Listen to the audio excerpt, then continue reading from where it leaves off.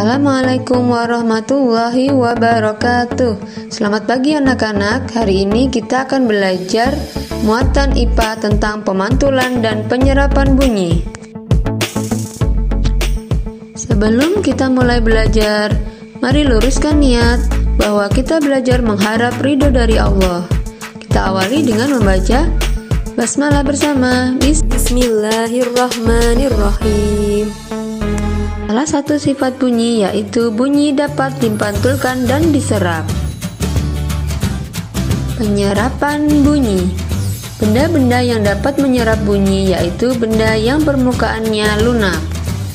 Contohnya, wool, spons, kertas, kain, karpet, karet, busa, dan masih banyak lainnya. Benda-benda tersebut biasanya dipasang di gedung-gedung pertemuan seperti gedung bioskop atau studio rekaman. Pemantulan bunyi.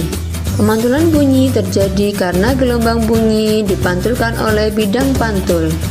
Tahukah kalian tujuannya? Yaitu untuk supaya tidak menimbulkan gaung atau kerdam. Contohnya, bola dipantulkan ke dinding akan mengalami pemantulan, begitu pula dengan bunyi. Bunyi dapat memantul jika dalam perambatannya dihalangi oleh benda yang permukaannya keras. Contoh benda yang dapat memantulkan bunyi yaitu kayu, kaca, dinding, batu, logam, besi, baja, dan lain sebagainya. Macam-macam bunyi pantul. Bunyi memperkuat bunyi asli. Yang kedua, gaung atau kerdam. Yang ketiga adalah gema.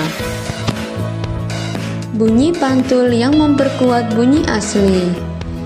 Bunyi pantul yang hampir bersamaan dengan bunyi asli, sehingga bunyi asli menjadi lebih keras.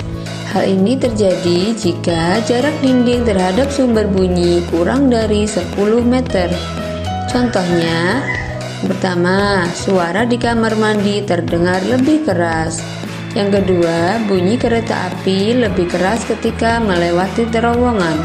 Gaung atau kerdam adalah bunyi yang dipantulkan oleh dinding yang jaraknya tidak jauh dari sumber bunyi, yaitu sekitar 10-25 meter.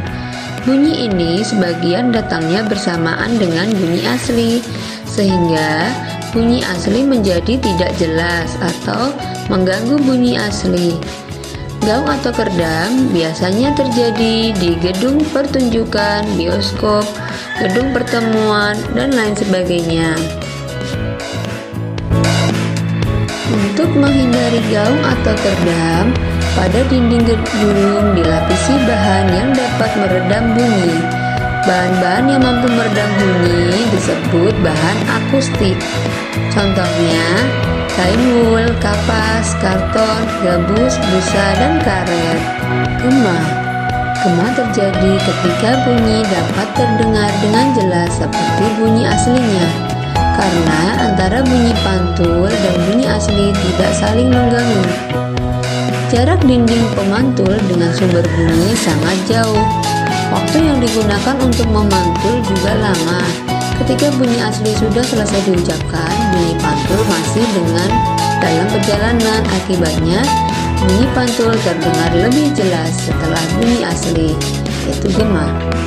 Gema dapat terdengar di lereng-lereng gunung, gua, lembah yang jaraknya jauh serta permukaannya keras dan rapat.